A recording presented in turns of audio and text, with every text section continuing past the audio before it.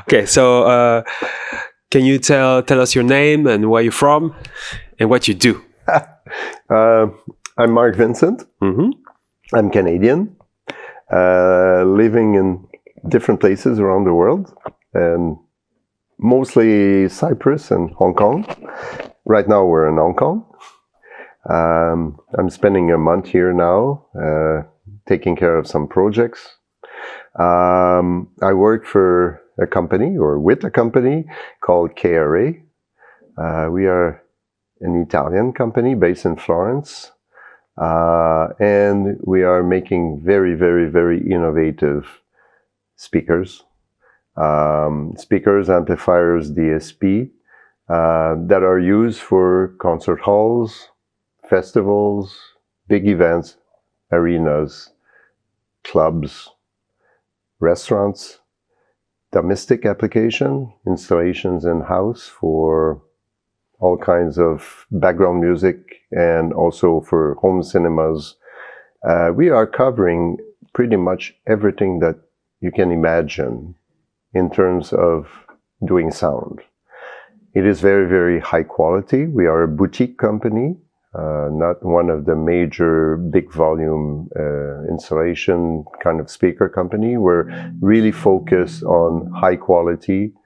We're focused on using concept of acoustics that are very, very innovative. So basically we're specialists into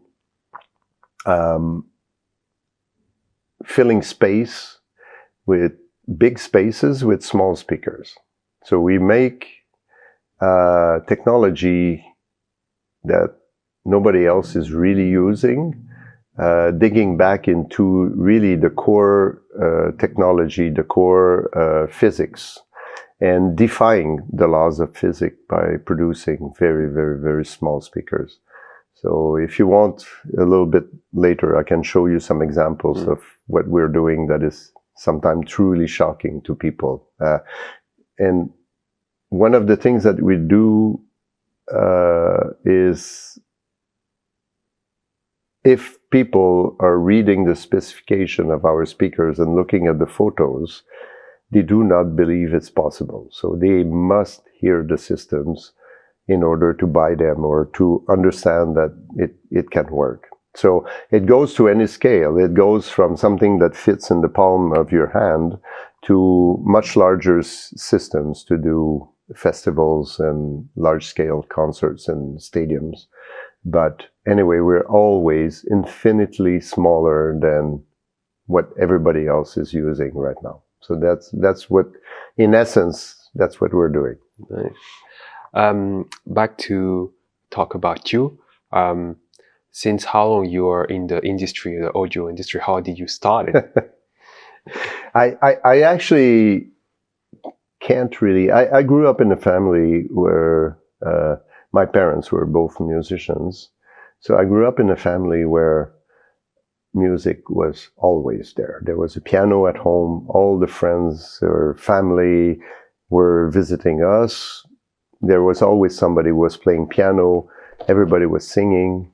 It was really, I grew up in music. So music was always playing at home. And it is, for the rest of my life, always been like this. Talking about sound engineering and my interest of doing this, I would say it started around maybe 12 years old. I was dismantling old radios and speakers and rebuilding and creating sound systems out of buying nothing, basically. Just using... At 12 years old? Yeah. Teenager, you started? Yeah, Okay. Absolutely. And actually, back then it was tubes. We're talking about the 60s, where the solid state was just transistors were just starting to appear. But transistor, you probably heard, or maybe not, because we're from different generation. There was the expression saying transistor radio.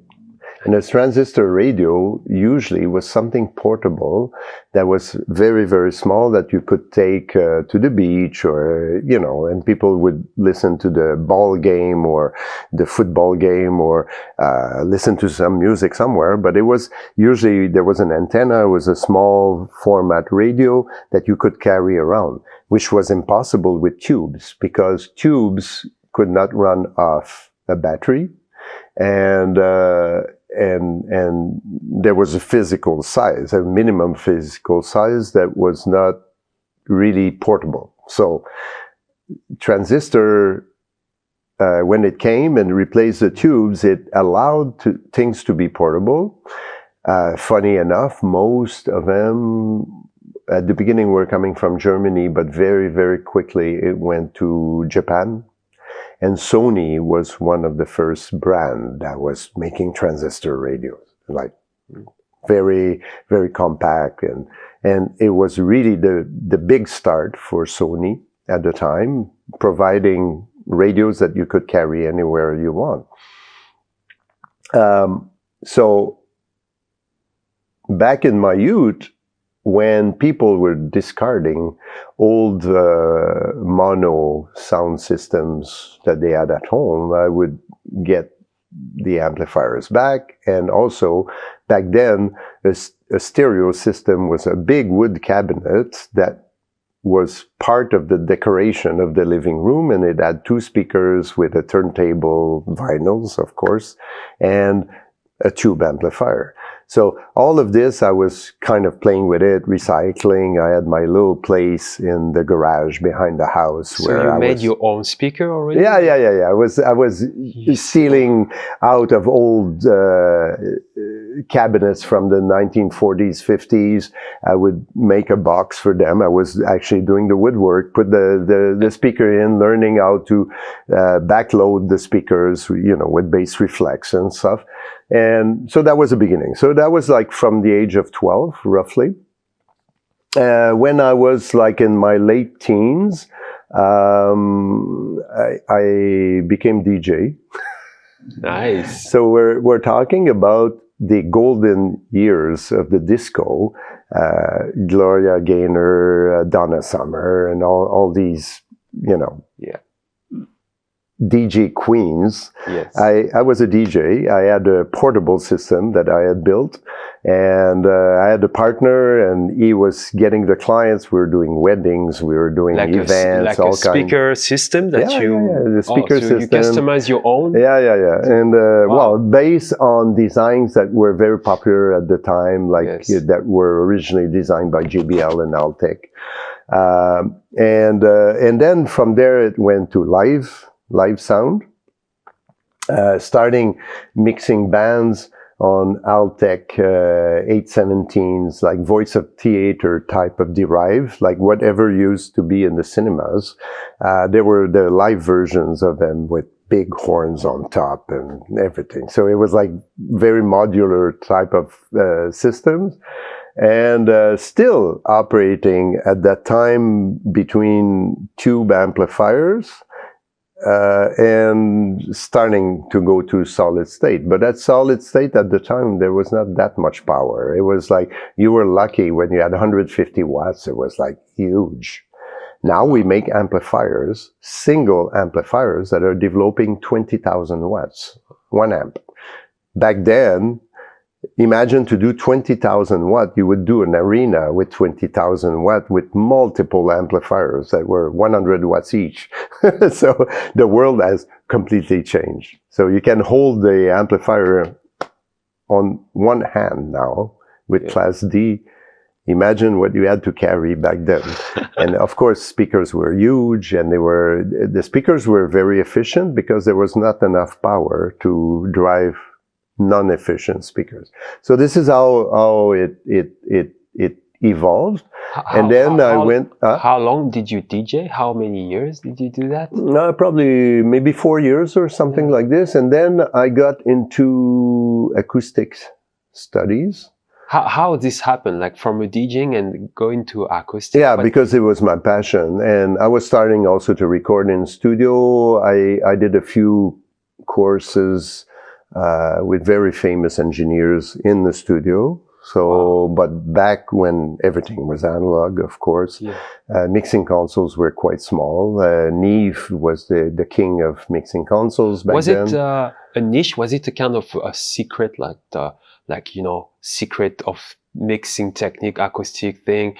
You know, nowadays everything with YouTube is quite democratized about the studio. But back in the days, how was it? How you enter into the circle of this industry? There was no other way to record at the time. You had to go to a studio, spend time in the studio with a recording engineer and a producer who was taking care more of the musical direction, and then the sound engineer was really making the decisions on what mic to use and how to record. And back then we were in the years of 24 track on 2-inch tape, like magnetic. It was an evolving science, because if the multi-track recording really started with the Beatles in 1967, but with 4 tracks. And they were bouncing from track to track. They had to be very creative to be able to use the 4 tracks that they had and create.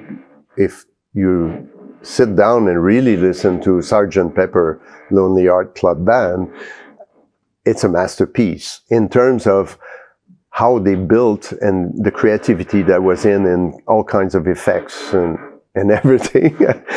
We have noisy neighbors today. And so you were about 25 years old at that time when you did 24, 25? The first album I produced, I was 24. Oh my God, wow. 24, and you make an album. You create. Yeah, I was actually the band manager. I was mixing live, I was touring, and I was the producer of the album. Wow. It was a group in Canada called Chameleon. And it was a big success, and actually it was a success in France as well. If you do a little bit of research, you'll probably find it.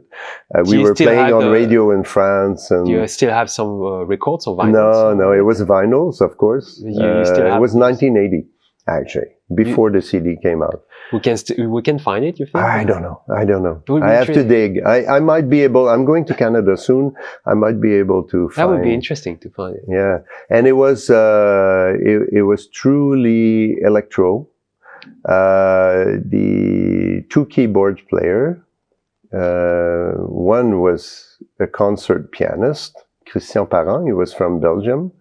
And the other one was Roxane Turcotte. She was very, very young. She was probably 18, 19 years old, but extremely talented. And I was the band manager. I was touring live. I was a sound engineer on tour, doing stadiums and stuff. And producing albums. So that was the first album. Just at 24, and then what you after that? What happened is life as well. I was starting to tour quite a lot. Got married, kids, and touring and kids is not really compatible. And then I started working in the trade business. So I was working for the distributor of Sennheiser from 1980 to 1987. And just before 1980, I was studying acoustics. So, like every aspect of acoustics, from physics to architectural acoustics to studio acoustics, was at University of Montreal, and also electroacoustics. And funny enough, what triggered my career ended up to be in the books of electroacoustics. So in 1973, I went to a concert, and that night I decided this is what I'm going to do for my living, for my life. And it was Pink Floyd, Dark Side of the Moon. And Alan Parsons was mixing the live tour. So he's the one who produced the album. And the first tour, the Dark Side of the Moon tour, was mixed by Alan Parsons. And if you know Alan Parsons, what he did in the future after, he came out with a few amazing albums of himself. And that night, it was the lightning in the dark where I decided this is going to be my career. One day I will be mixing shows like this and everything. And it was very, very advanced and innovative what they were doing, because the system was a quad system. And I don't know if you're aware, but there was an attempt at one point to even broadcast quad, 4 channels radio. And it did. And it stopped. And manufacturers like Marantz and like hi-fi manufacturers were making 4-channel amplifier with a decoder to do a quad channel. So it was the first format of surround sound for music. And the Dark Side of the Moon tour had a front PA and a rear PA in the stadium. And the stadium where I saw the show was outdoor, about 45,000 people. And it was truly a shocking experience. And I decided to do this at that moment. So that triggered that after I started studying acoustics and doing different courses in recording studios with big producers and from New York, and okay. It brought me. What? It's okay. What did you do at? Is it okay? It's okay. AI will remove it. What did you do in Sennheiser? What was your role in Sennheiser? Funny enough, when I started it was actually, at the time, it was a distribution for Sennheiser in Canada. And at the time, how I got in there was really funny. I brought back some microphones that were actually broken, that had fell on the floor, that were broken. MD421s, if you remember these microphones, the shell was plastic, and sometimes the clip would break and the mic would fall. So I brought back, during a tour, I brought back some microphones to Sennheiser, and they said, well, you're a sound engineer and you know how to repair, and you're like, and they asked me, they say, well, when you don't have concerts and stuff, maybe you want to come and help us. And we need somebody who really knows about microphones and all this. So that's how I started working with them. And slowly, I diminished the touring because I had young kids, like babies and stuff. And I started working full-time for Sennheiser. And I became the head of their professional division in Canada. And then in 1987, I left and I joined a company with a few former clients. We made a company that was designing recording studios and installing recording studios. So I did that for 13 years of my life. I was actually the acoustic designer for recording studios. You did that in Canada or? In Canada, yeah. Canada, USA. I was starting to work elsewhere around the world. The first time I came to Asia, I was installing a film mixing console in Bangkok for a film mixing theater. When was that? 1997. It was my first time in Asia. In Asia, yeah. Not knowing that eventually I would live here. Interesting.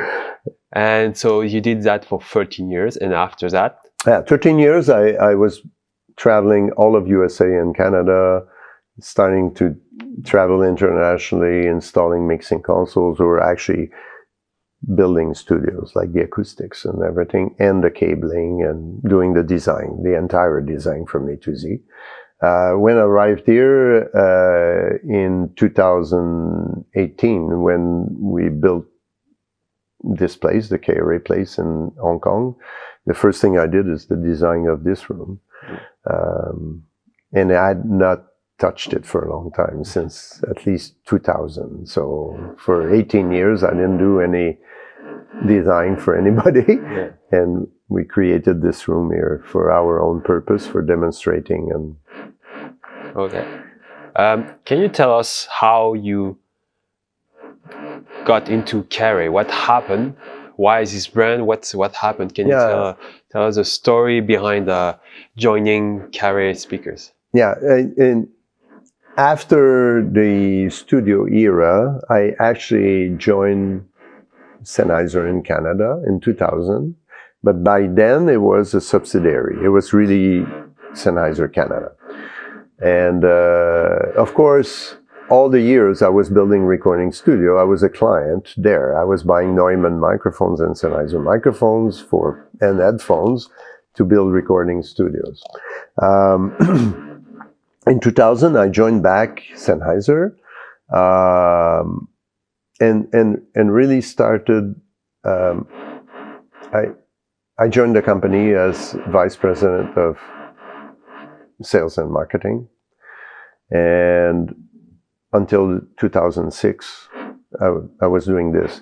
But at the time, Sennheiser allowed their subsidiaries to also take other brands that had a synergy with Sennheiser. Because Sennheiser was a microphone and a headphone manufacturer, a little bit in speakers. Eventually, when Neumann bought Klein & Hummel, it becomes like studio monitors, but it was not like for live. So they were allowing us to take product lines that had a synergy with the microphones.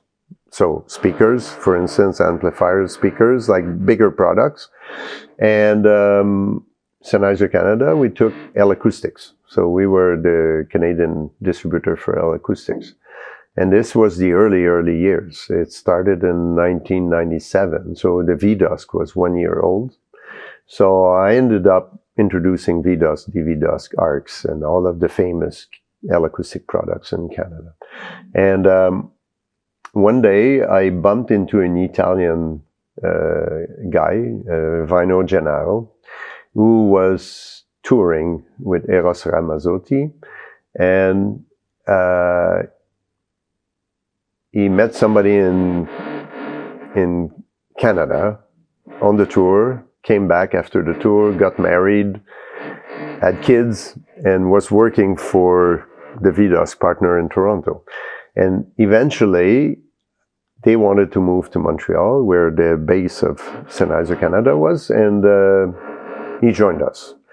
And he was taking care of L Acoustics, Innovation, mixing console, XTA processors, whatever we were doing. And then I was offered to go to China and build operations for Sennheiser in China. And I came here early 2007, February 2007. And a year later, I met Vino at a trade show in Germany. And he said, I have to show you something very special. And he took me to the karray booth. And in fact, when he was touring with Eros Ramazzotti, one of the guys who was touring with him became the director of sales global for karray. So he took me there. I had a demo, and I said, this is the future. Definitely. Small speakers that fills big spaces, like with a completely different approach. I wanted to be part of that. And I took the distribution for China, karray in China, through Sennheiser China. At the time I was living in Beijing, and it became very, very successful. We did huge projects in China because everybody was appreciating the fact that it was so different and it was so efficient. It was like really filling big places with small speakers. And this is how it started. In 2008, we started distribution with Sennheiser China. And in 2015, I left Sennheiser and I joined permanently karray. I'm also a shareholder of karray. And now I'm the CEO of karray China and also a shareholder of karray China. So this is how it evolved to karray. So you already said it, but can you develop a bit on how karray speakers stand out from other brands? Because I don't, for people just listening, can you just describe how it looks like. I mean, there is one behind you. Yeah. But can you tell us how it looks like? Well, basically, we developed several concepts about arrays. So karray, an array is multiple elements that are creating. It's not only in sound. I mean, it exists in lighting and different technologies. But when you start combining elements that are creating a repeating pattern, you call it an array. So basically what we're doing is we developed this concept of pure array technology. So a pure array technology is that every single speaker that you combine together are doing exactly the same job. So there's no drivers that are dedicated to do low frequencies and high frequencies.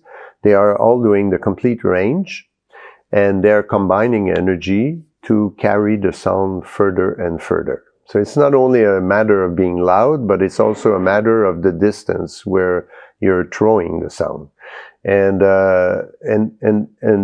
starting doing this, we started discovering how we can experience or experiment with small drivers, very, very small drivers. So our smallest array is using 14 millimeter drivers, like half an inch. Yeah. Can you So, it's exactly the size of a finger. Wow. And this is called a lizard. It's a KZ14 and has 4 drivers of half inch. And it's getting to the size of big earbuds to put in your ears for headphone kind of listening. So we're filling big spaces. Actually, we do restaurants and small bars with speakers that are the size of a finger. So there's many advantages of this. They're extremely comfortable to listen to. They are small, so architects and designers, they love it because they can really hide them into a decor without arguing and say, I don't want to see boxes, like big boxes. And then we evolved this concept into bigger drivers. And we do, for instance, an example is the Royal Opera House in London. In the proscenium, there's 8 meters of array using 3-inch drivers. This is 75 millimeter drivers to fill a room that has over 4,000 people with 4 balconies, and it's equal everywhere. So this is what we are into, and then we push this concept further and further for huge audiences, up to 200,000 people or more, actually. Without using delay lines. Just with the front PA, we can cover distances that are absolutely huge. So it's quite a unique way of doing things. Most people look at it and don't believe it can work until they hear it. So this is why at the beginning I was saying, what we're doing, if people are not hearing it, they don't believe it will work. so having a space like this, and I mean, you can see behind me, there's a tall array that is 2 meters of 3-inch drivers, which is a total overkill for this room, but it's still just to show the propagation features of the system and how much intelligibility is at the back of the room. At 11 meters, you have no idea how close or how far you are from the speakers. This is really what we're creating. So when we're doing big concert at 150 meter without having delay lines, you still have this proximity feeling. It's right in your face. But for 50,000 people, 100,000 people, it's quite an experience. You mentioned you did the London Opera, right? Yeah, Royal Opera House in London, but we did La Scala in Milan as well. We do classic opera houses and theaters that were built in the 1700s, 1800s, because you cannot see the speakers. it's integrated into the look of the theater and absolutely invisible. When you say it's integrated, you can also choose the color. You can custom the color of yeah, absolutely. So if it's a gold, you can have we do. All of our speakers are made out of stainless steel, so we can do anything we want with them. If we don't paint them, we can actually paint them different colors, but also we can do what we call the premium finishes.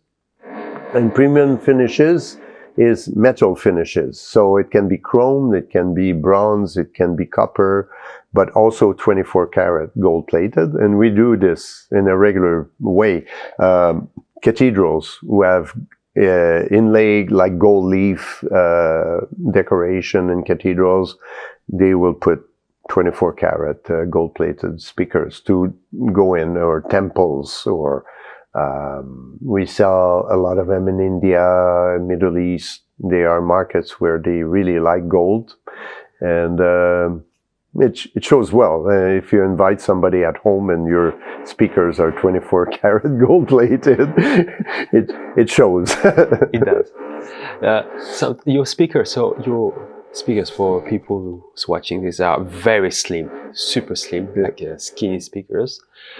Sometimes don't you miss that, you would like that people see a bit more the speaker because they are very hiding, and sometimes you want to promote the brand, but that's the whole DNA of the brand, is to be like a bit hidden, but not too much hidden, right? You want to still show the people how wonderful this slim speaker can be. Actually, it's a problem we have all the time with marketing, because even me, I do hundreds of designs for fancy restaurants. We do a lot of Michelin star restaurants, a lot of, where quality is really important. And after we install, then maybe after a year or two, like, we have photos. And sometimes I don't remember where I put the speakers, and I have a hard time to find them on photos because they're really, really hidden and well integrated into the decor. Of course, when the systems that are doing stadiums are a little bit more visible, but still, compared to the scale of the space, exactly, from the distance, it's kind of difficult to know that it's actually the speakers that are there. It's like, because they're small. It's very, very interesting, because you reach a level of comfort of listening, even in extremely high sound pressure. I do a lot of clubs with pure array, and at a level of 118, 120 dB, 122 dB, you're still able to talk. And usually in clubs, when you reach this type of level, it's impossible to talk unless you're actually screaming in the ear of the other person. But with our technology, it has this smooth feeling and this linearity. So it's not only the tuning; it's also the speaker itself has of course, this DNA of.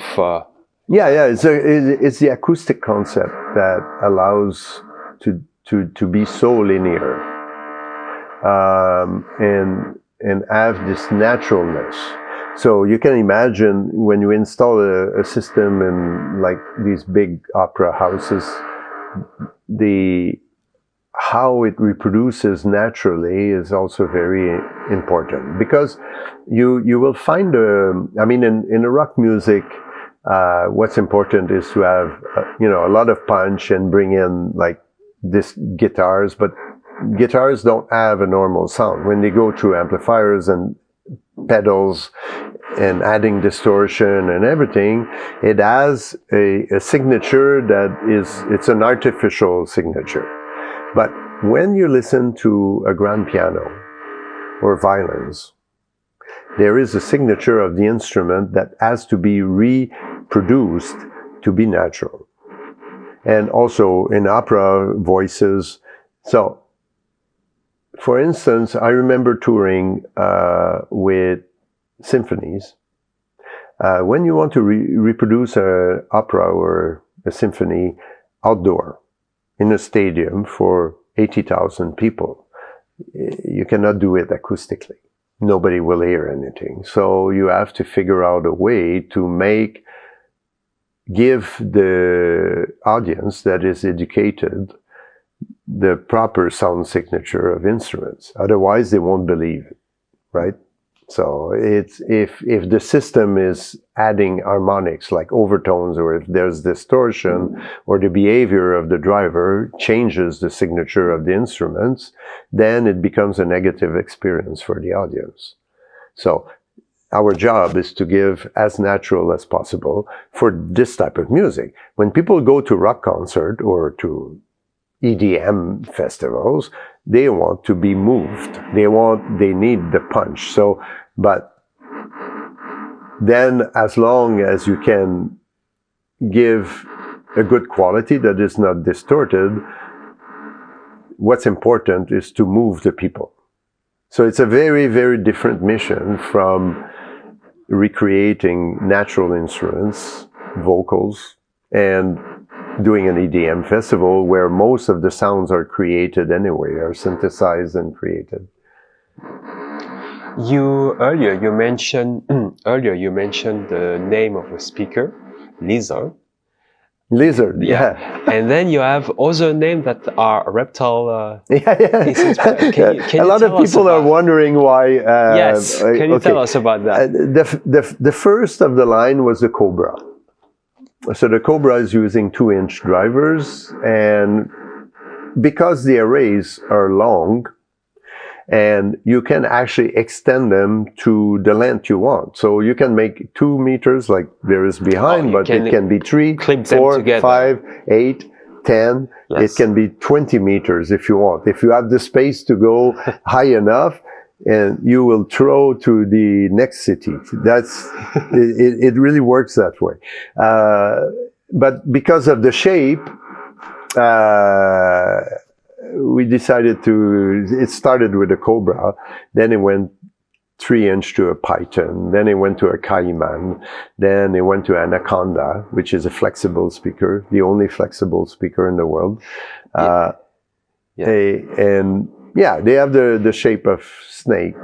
And because the lizard, well, we call it the lizard because it was so small, and we were thinking about a small snake, a name of a small snake, but we couldn't find it, so we decided to go lizard, but it's a reptile. So anyway, it's kind of one of our signatures for marketing. Yeah, it's very nice. It's very original and interesting for marketing. It's not like just a name. Or model numbers with with letters and numbers. That's very interesting. It's a way of get back on the thing that I'm sure a lot of people would be it's flexible speaker.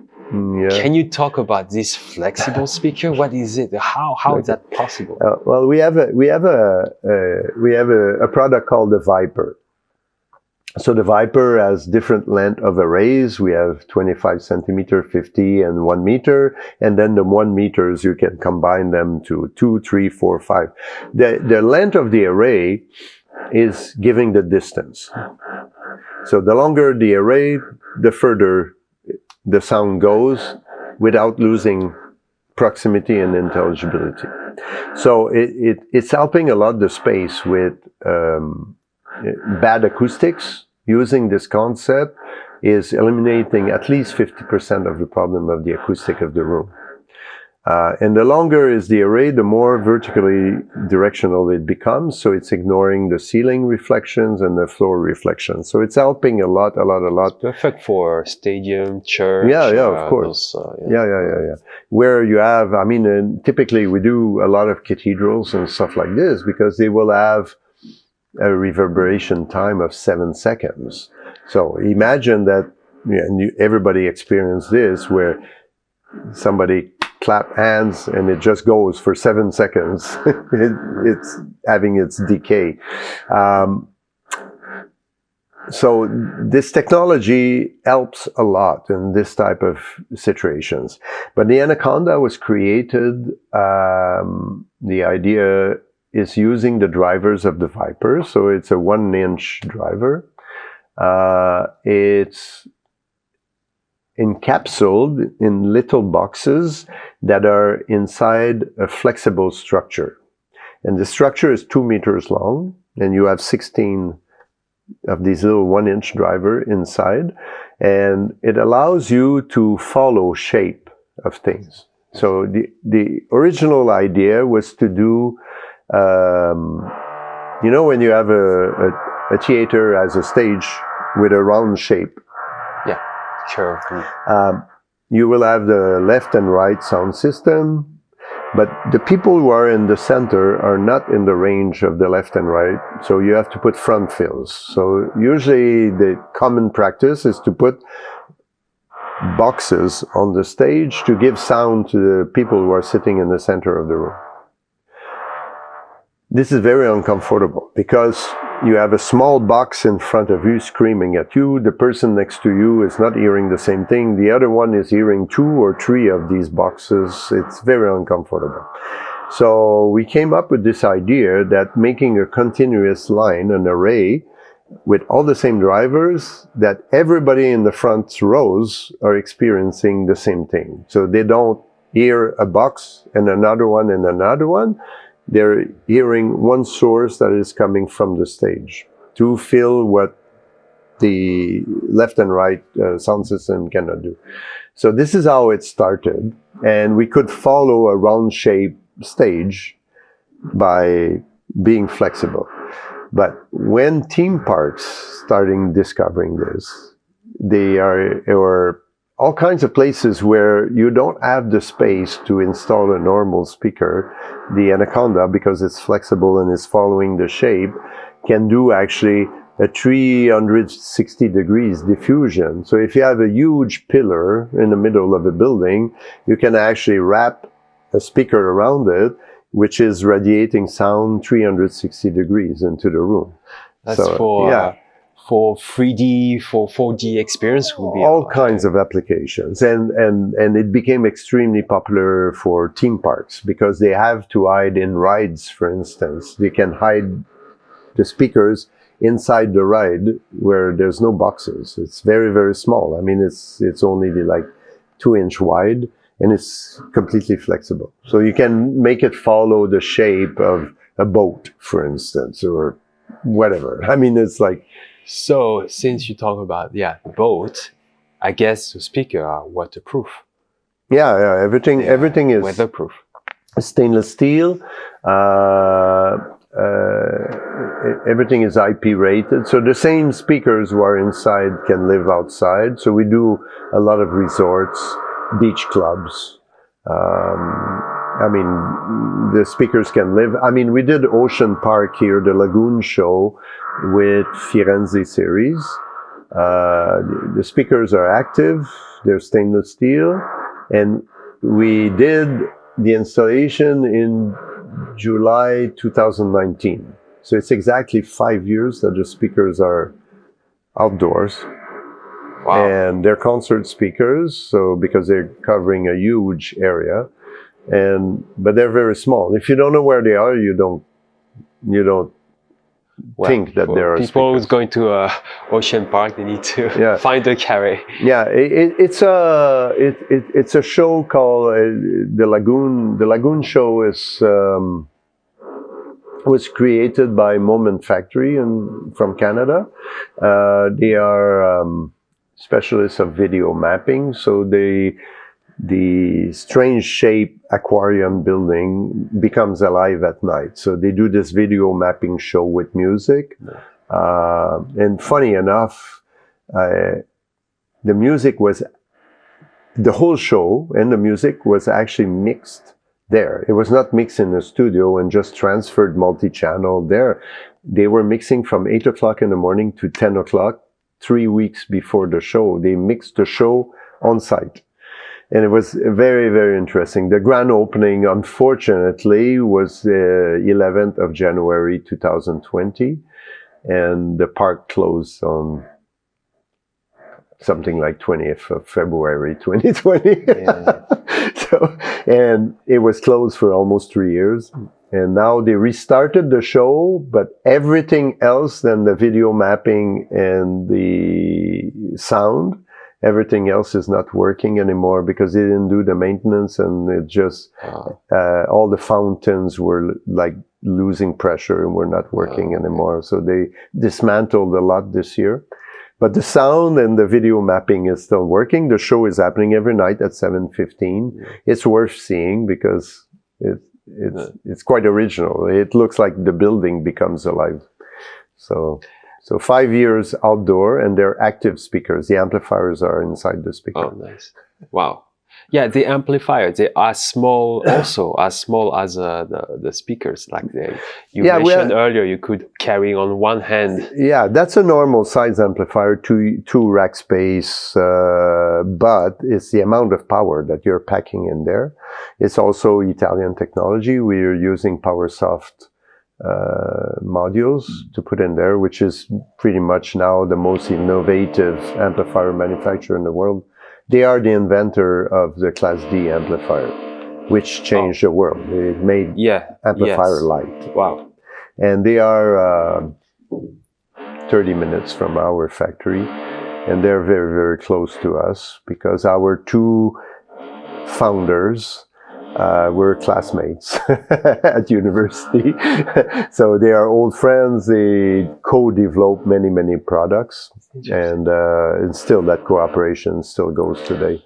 So the design, everything, it's made in Italy. Everything is made in Italy. Karray, 100% the products are made in Florence. Yeah. Any new coming up technology? Yeah. Or it's too secret to No. I mean, since 2013, we're one of the very, very, very early company to do electronic beam steering of like the audio, directing energy of audio where we actually want to direct it. So we started, the first system was a Firenze, was KH8 and KH7 were released in 2013. So it's already 11 years ago. We're one of the few manufacturers who are doing beam steering. And we do it very, very well.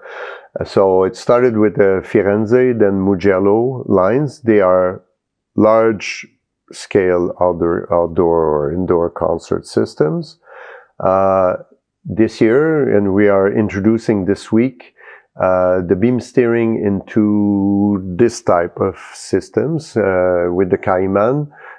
This is a Python, so it's using 3-inch drivers, but now we're introducing this technology with 4-inch drivers, showing how you can fill a huge concert hall with speakers that you don't see. And we did the first presentation last week in Hong Kong as well for government agencies. And this week we're going to do it with consultants, integrators, dealers, potential clients for concert halls and all kinds of venues. I guess there is also a big advantage about, because we talk about setup, it's also about installation, because compared to a regular size speakers, there you have probably less fly cases, less instead of 2 track, maybe you just need 1 track, you know, because they are so small. I have a video I didn't share with very many people. We were in Liverpool doing an arena for 17,000 people with a KH8 system, a Firenze system. And while the guys were flying one side of the arena, I filmed real time. And the time is actually recorded on the video. The video says 2 minutes and 1 second. One side of an arena for 17,000 people. And I have the video, I will share it with you. It is absolutely stunning. And that's what's the difference. And this system is using 9 box, only 9 cabinet aside. And they're not cabinet, they're only 15 centimeters thick, including the electronics. In each of them, there's 16,000 watts in each of the enclosures. and they're 15 centimeters thick. They are stainless steel. They can live outside. It's the same technology that is at Ocean Park, but a different model.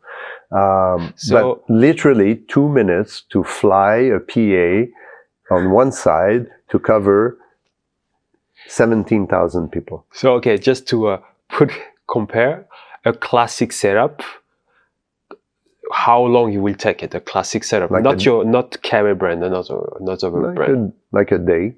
Like a day. Yeah, they arrive in the morning and the PA will be flown at 3 o'clock in the afternoon. And yours in a couple minutes is set up. Minutes.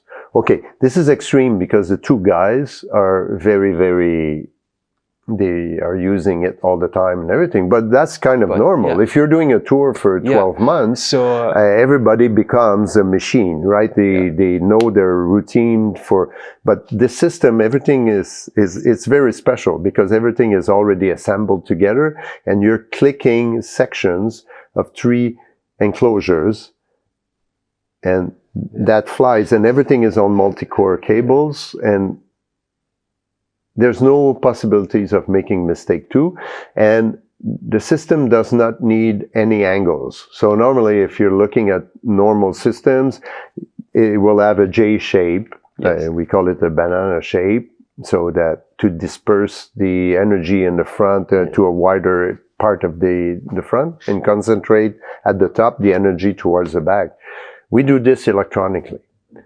So you actually decide where you start and where you stop. So, or start and stop at the back of the arena. And every place you stop, you arrive as a different height where the last people are and where the front of the stage, the people are starting also.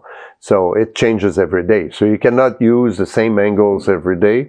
And normally this is done mechanically. You actually, so if you have to change, I'll give you an example. Sometimes concert will be sold out, and during the day of the concert that will be tonight, they decide, okay, we're adding 8 rows in the front.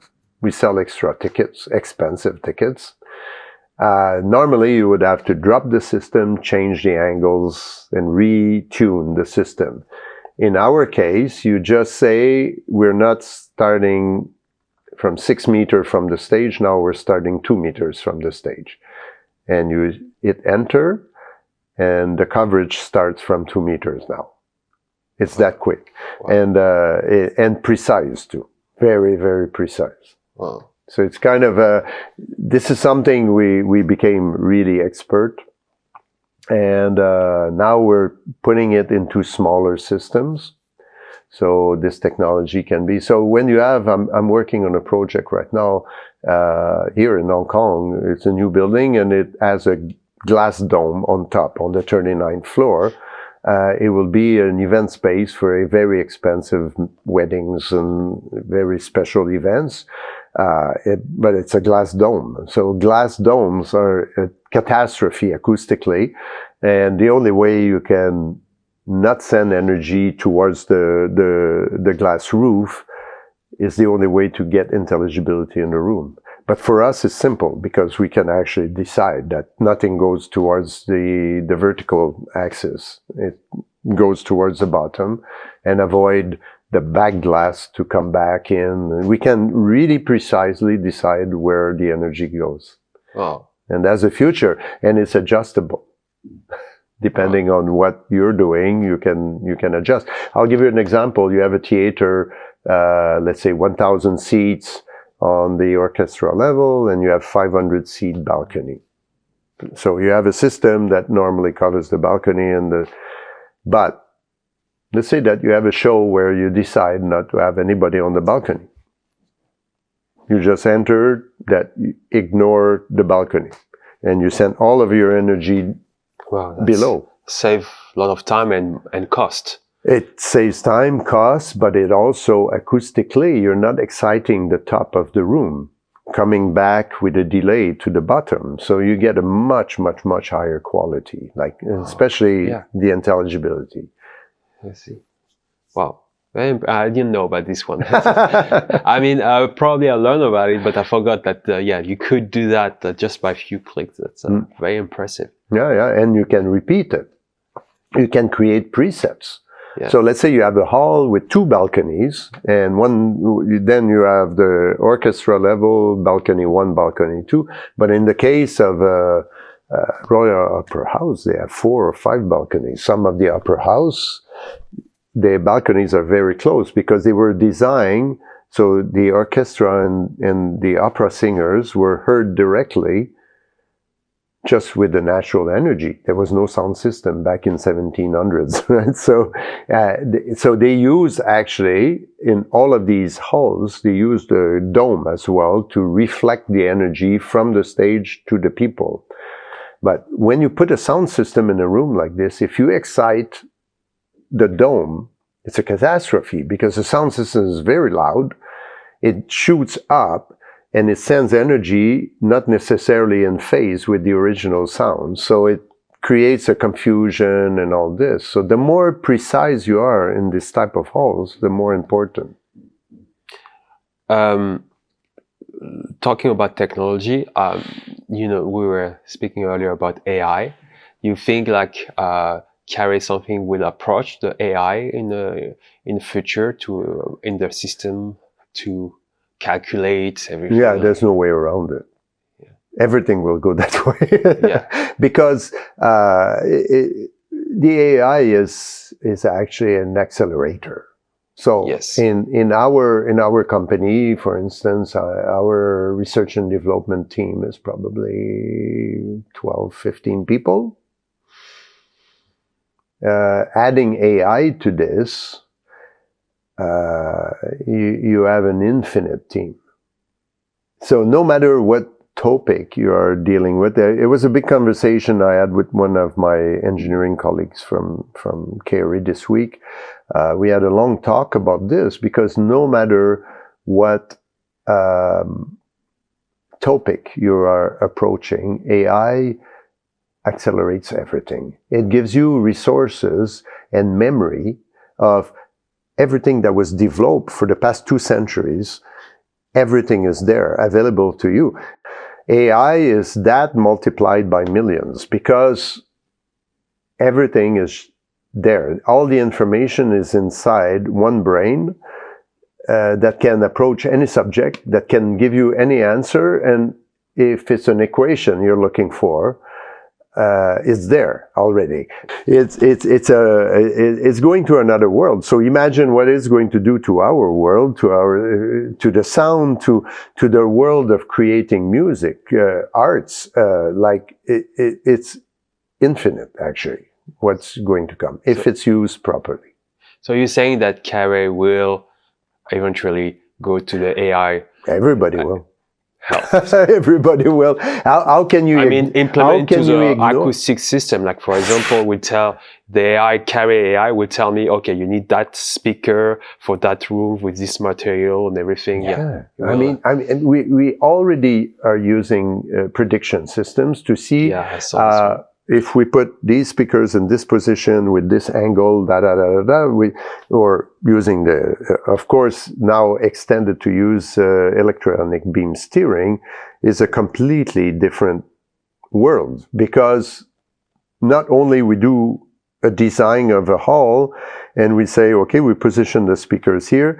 Now we're looking at the predicted result. But AI will be able to multiply the accuracy of the predicted result, even also considering the acoustic of the place and all this, not only the physical size of the place. So it's going to literally a revolution of where we're at, as much as internet had an impact on our lives. One more question about technology. I know I ask this every year, but is karray will one day release or will approach the headphone market? We did already. We have earbuds. Yes. And they are really, really good. They're very, very small. They use a 6mm driver, a single driver. It's not a balanced armature. It's a single 6mm driver, but it's very, very precise and powerful. And then we got into coming with designs of headphones. So they are acoustically different. There are some design. Yeah, we have prototypes. Interesting. We've toyed with this mostly for DJ monitors and studio monitors, high pressure, because there's no point for us to go into something very standard. We're trying to use our DNA of making things small or making things extremely powerful for the size. That creates a different type of experience. And the approach we took for the big headphones, it was monstrously scary, I have to say. I heard them, and wow, it's another approach. We are so busy with all kinds of other projects that are always ongoing, new products coming out and stuff. It's not the priority. It was more taken as a hobby, and because we have a lot of DJs who are fan of our products. Yes, I saw that. Your social media. Bob Sinclair has this system actually in this studio. Jean-Michel Jarre has in his studio. Like we have like a lot of famous people. Sting is a big fan of karray speakers. A lot of DJs are asking the question, so why you don't have headphones? But it's a very competitive market. It's our biggest weakness is the fact that we are not in the consumer business. We are not. Our marketing team is extremely busy and focused on developing the current market that we are in, mostly installation, touring, bigger systems. So it's a completely different thing. You have to kind of create a side company to do anything that relates to consumers or like prosumer. So DJ, I would call it prosumer. So it's professional consumer market. So their products, if you look at the brands, all the brands who are doing headphones, and I came from there. The HD25 is the reference of all times for DJs, and it was not created for DJs. It was just an accident. One DJ started using it, and it was so efficient at doing cueing because the tightness is very light, it's very robust. You can literally not break them, and they're very easy to carry in a small pocket. and you have a lot of power. So it had all the features, but it was not designed for that. That was designed for location recording, for film, to use with Nagra recorders for movies. And all the specs were built for that. The efficiency, the clarity, the cutting from the outside noise, blah, blah, blah, blah. It's everything that worked for DJs. When they tried it, this is a perfect headphone. And for all these reasons.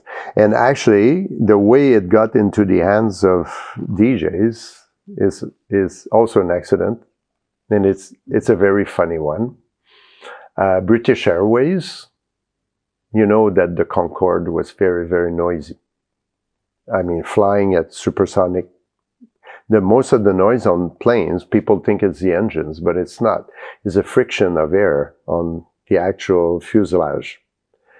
That's what you hear inside that creates pure white noise. And it's very loud. I often take some measurements, different brands of planes and stuff. I always have tools in my pocket and I look at the footprint of the noise and the level of the noise, and it's very noisy. So when you're watching a movie, this is why the noise cancellation headphones became so popular, because it removes 25 dB of the plane noise, and then you have a clean.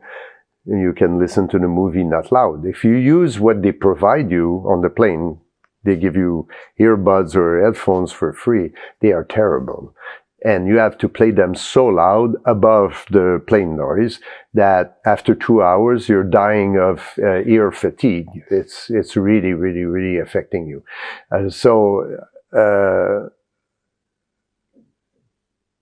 In the 70s and 80s, when the HD25 came out, British Airways picked it as the choice of headphone to provide to people because it cut automatically. As soon as you put them on, it was cutting a lot of the outside noise because it was created to do that. And the quality, the sound quality was very, very good. So there were headphones with the Sennheiser logo on one side and British Airways on the other side for the Concorde. Now, employees were stealing the headphones and they were sanding the British Airways logo. And these headphones started to circulate in the market. People were selling them and stuff, and DJs started buying them because it was the era where the disco started and everything. So that's how the HD25 became a reference for DJs. Interesting. And it's still today. And a good story. Yeah. To finish, can you name a few places in Hong Kong, in Asia, where people can hear karray, can hear karray? I had a huge list in Hong Kong. But I'm talking about bars and restaurants. It diminished because of the COVID. A lot of clubs and bars closed. But historically, I don't know if you remember Play. Yes. That was Cage 4 installation. And we did Iron Fairies, Maggie Choo's, Dragonfly, Ocean Park. But many. The most recent I did, and I really have to invite you there. I don't want to flatter myself, but it's a bit of a masterpiece. It's a new Regent Hotel, the Cura Bar. It's all done with karray. There's 5 different areas, and it's all done with lizards, vipers, and pythons. Nice. And well, you experience our system because you DJ with them, but it has that footprint. It's extremely a luxurious place. You have the best view in Hong Kong. You did it last year, no? It opened this year, actually. It opened, it's soft open in December 2023, but officially open in January this year. It's okay. And they have good playlist. The music is actually good, high quality tracks. It's nice. WAV files, so it's not like MP3. And this is a subject I want to express. Yes, please say to all the DJs that watching, listening. I find it even criminal. we do installation, and the owner of the venue will put will invest a lot of money to do a proper, nice installation. And people show up with downloaded MP tracks that have been compressed, over-compressed, and data compressed. And there's nothing musical left. There's no real low frequencies. The high frequencies are all attached together. There's no more dynamic range. And it makes a very good system sounds terrible. And it's actually even more terrible when you listen to a bad source. We say in our language, garbage in, garbage out. So you take a bad source and you play it through good speakers. It's even worse because it's in your face bad. So please use at least WAV files or FLAC or like high quality, even if it's 16-bit and 44.1, but use good quality tracks and it makes the experience so much better for everybody because you really feel the bass and the detail in the high frequencies. And of course, if you can, then you go with, 2496. High resolution, then it becomes another world. But please go away from MP3 because it was not meant to do this. MP3 was developed years ago to compress files because the phones could not. The internet was slow. Internet was slow for streaming, but also amount of things you could put on your phone. The memories were small, but now it's no longer the case. You have 1 terabyte on phones, so you can pile even multi-track recordings on your phone. You could hear yesterday all my track are on. They're amazing. You hear the transient, the clap, everything is. Playing at Dragonfly is actually quite an experience because the space is small, and you have 1 meter arrays that are covering a space that is 10 meters by 10 meters type of thing.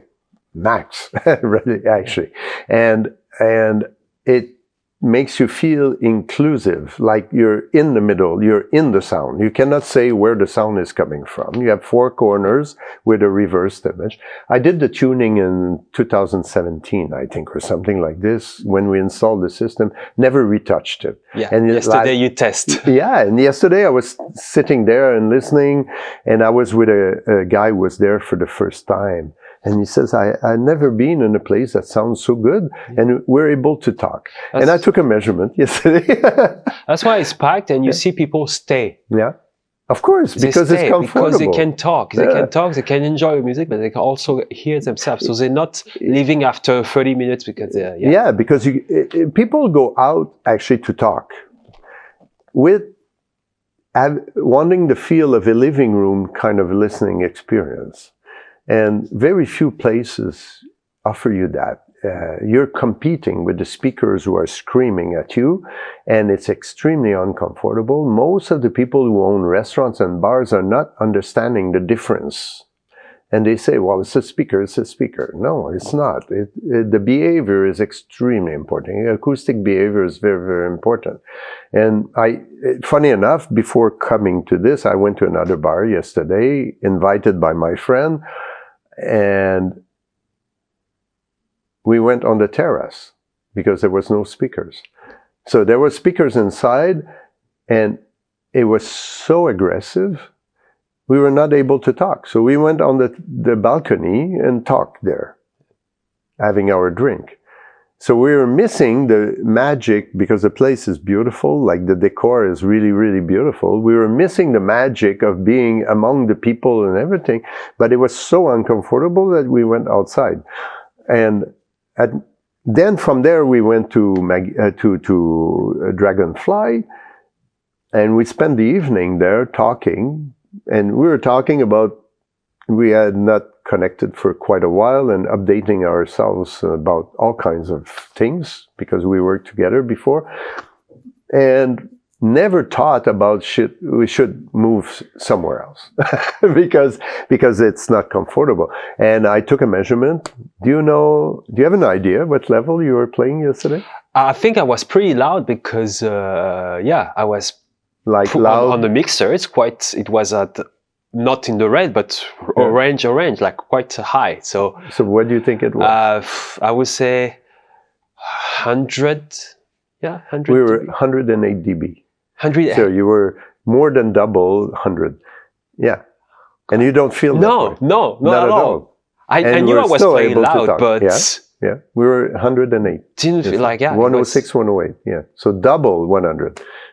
Wow, amazing. And you wouldn't be able to, because normally if you had a system that is aggressive, you would keep. But the friend I went out with yesterday, he noticed, he says there is something here which makes you feel inside the experience, not that it's coming from outside towards you. And this is truly immersive. I mean, this is used a lot right now, the immersive systems that have speakers all around, but with 4 speakers, that's all you need to create an immersive experience. What the model of those speakers? I think the same as this. Yeah. They are No, I saw KP 102 and KP 52. Yeah. Half that. Yeah. We make them 50 centimeters. Ah, yeah, you have. And they can be combined. So sometimes when we're not using beam steering technology, you can do, let's say, 3 pieces of 1 meter and 2 pieces of 50 centimeter to bend the array at the bottom. Nice. So it makes life easy for that. Or in small places where you don't need to cover a long distance, you can go with 50. So at Dragonfly, on each side of the bar is 1 meter, and in the back is 50 centimeter. And in the back room where the DJ is standing is 2 50 centimeter arrays.